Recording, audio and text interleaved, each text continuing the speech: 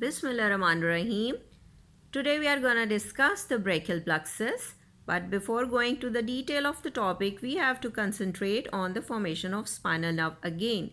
You can see the spinal nerve is formed and it has got the anterior primary rami coming downwards. These anterior primary rami, they are combining to form the brachial plexus. Now you have to concentrate on a next figure. Now look into the picture which I have drawn for you, that the ventral rami of cervical spinal nerve C5, C6, C7, C8 and the thoracic first ventral rami of this first thoracic nerve is going to take part in the formation of brachial plexus. You can see them coming, and these all are also sometimes taking contribution from the C4 as a normal variation. Now the cervical spinal nerve C5 and C6, they are combining to form a V. Now you can see that C7 is running as a single root, and C8 and T1 again combining to form a V-shaped structure. These are called as roots of your brachial plexus. Now C5 and C6, they are combining to form a single trunk which is called as upper trunk. The C7 remains single and form the middle trunk. Now you can see C8 and T1, they both combine to form a single trunk which is called as lower trunk. So upper, middle and lower trunk. Now concentrate that each trunk is going to divide into anterior or ventral division and the posterior division. Now this middle one, again the anterior division and the posterior division. Now concentrate on the lower, this trunk which is again going to divide into, now call this as a anterior division and this is the posterior division. Now we are supposed to learn that how these divisions are going to give rise various chords. You must remember that there are three chords. First we will discuss the posterior chord, which is formed by the posterior division of all the three trunks. The posterior division of the upper trunk, the posterior division of the middle trunk, the posterior division of the lower trunk which is twisted to show its posterior position. These three shown in red color, they are combining to form the posterior chord shown in pink color. Now what is going to happen for the formation of lateral chord? The ventral division or anterior division of the upper and the middle trunk, both the anterior divisions, they are combining to form the lateral chord. Now what happens to the lower division? Its anterior division continues downwards as a medial chord. This is how the chords of the brachial plexus are supposed to form. Let me revise again that the C5, C6, C7, C8 and T1 are the ventral rami of the spinal nerves. They are combining to form the upper, middle and lower trunk respectively. Now each trunk is divided into anterior and posterior division. Anterior, posterior. Here anterior lies this and posterior is this one.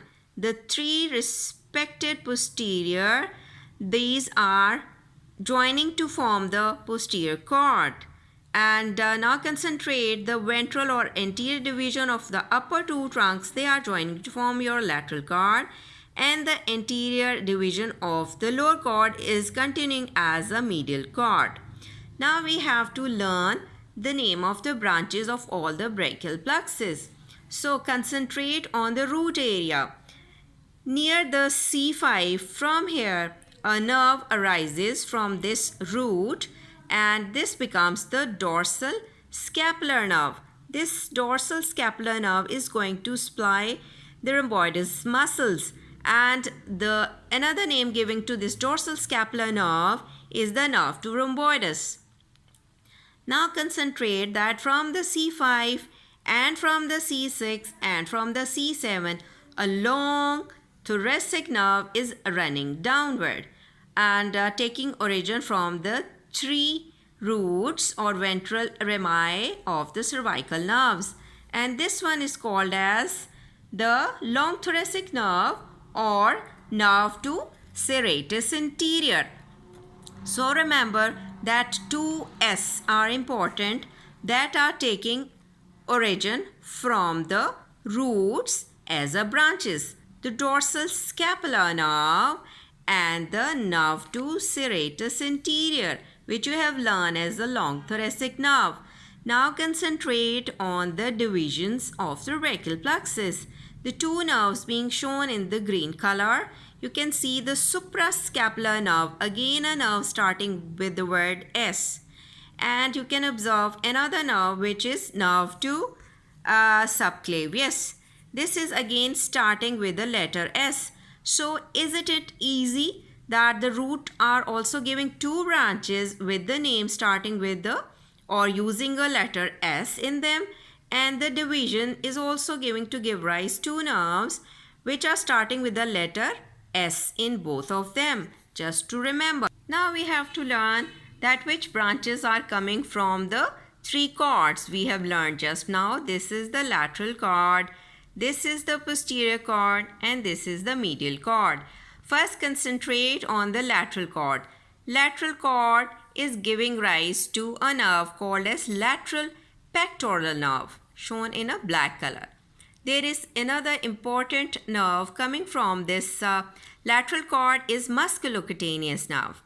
And the third, which is being shown in the purple color, main branch of this lateral cord is lateral root of median nerve. It is coming downward to take formation in the median nerve. It is contributing in it. So the lateral cord, musculocutaneous, and lateral root of median are the branches from the lateral cord.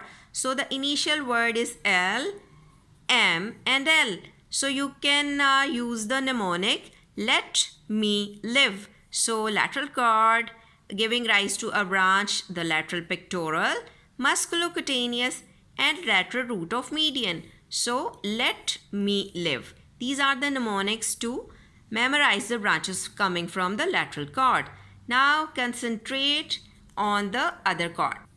Now concentrate on the branches of the posterior cord. The posterior cord is giving rise to upper subscapular, with the lower subscapular and the thoracodorsal. The three nerves are taking origin here, and the fourth one is the axillary nerve. The fifth main nerve, you can see the continuation of a posterior cord is the radial nerve. So 5 branches from the posterior cord. Let me repeat the name, the upper and the lower subscapular along with the thoracodorsal, which is going to supply the muscle latissimus dorsi. And then you can visualize the axillary nerve coming from the posterior cord. And now you can see the continuation of the posterior cord as giving rise to a branch of the radial nerve. So how we can memorize? So there must be another mnemonic for it. So you can memorize that the upper and lower subscapular. So upper U is, you can say that upper seat and lower seats are reserved in a train. So make the mnemonic. So upper seat is for upper subscapular word and is for axillary nerve, and lower seat is for lower subscapular. R reserved is R word for radial nerve, and the thoracodorsal being supplied being shown by the mnemonic train. So let me repeat the mnemonic. Upper seats and the lower seats are reserved in train. So these are the 5 branches coming from the posterior cord. Now concentrate on the branches of the medial cord. The medial cord will be giving rise to a main branch, which is the lateral root of median nerve. You can see that the medial root of median nerve is coming from the medial cord, and lateral root of medial nerve is from the lateral cord. So this medial root of medial nerve is one branch of the medial cord.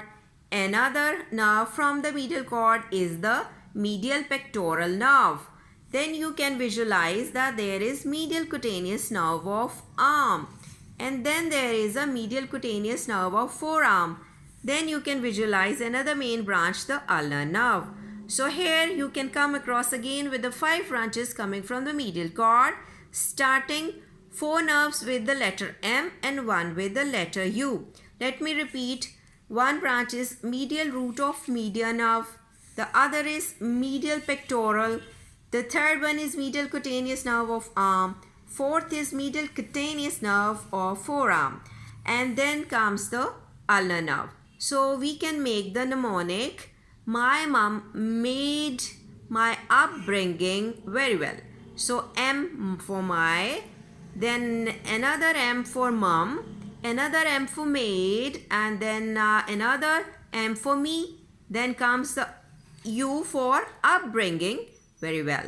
So these are the few tips to memorize the brachial plexus. You can compare this plexus, as I always tell you, that being very much resemblance with that of a tree. Concentrate, the tree has roots first, that becomes trunk. That trunk is going to divide in various divisions, and these divisions are now giving rise to various cord-like branches. So if I can make the lateral view of it, you can see that first comes the root of the tree, like the roots of the brachial plexus. They are joining to form the trunk of a tree, like the trunk of brachial plexus. Then the trunk is going to divide into anterior and posterior divisions, like the division of the tree. And these divisions are going to give rise to various cords. And every cord is giving rise to various branches, like tree branches. Now let me explain a few more words about the brachial plexus. The yellow you are looking into the roots of the brachial plexus. These pink color are the upper, middle and the lower division. These divisions occur where? These are the trunks. They are going to give rise to the division. I forgot just this. These are the root. These are the upper, middle and lower trunk, and then comes the division. So these trunks are going to split into anterior and posterior division, where just above the clavicle, and the 3 posterior divisions of the trunks are combining to form your posterior cord, you can see. And this posterior cord is supposed to supply your extensor muscles and skin of your back of your limb. So it's important that this posterior cord, as the name shows, is going to supply your posterior compartment or extensors, muscles and skin on the back of your limb. And what is going to happen about the anterior divisions? They are going to supply the flexors of your limb and the skin on the front of your limb. So we have to remember that the things which are present anteriorly are being supplied by the anterior divisions, and the structures that lie posteriorly are supposed to supply by the posterior lying cord. So this is how it becomes little bit easy, that how the plexus that is going to begin in your neck as a supraclavicular part, and then they becomes the infraclavicular part when they become the cord, and they have to lie in relation to your artery, which is the axillary artery, and your brachial plexus is going to end at the lower border of the pectoralis minor, and here it divides into number of branches. So this is the important topic which I have to discuss. Thank you very much.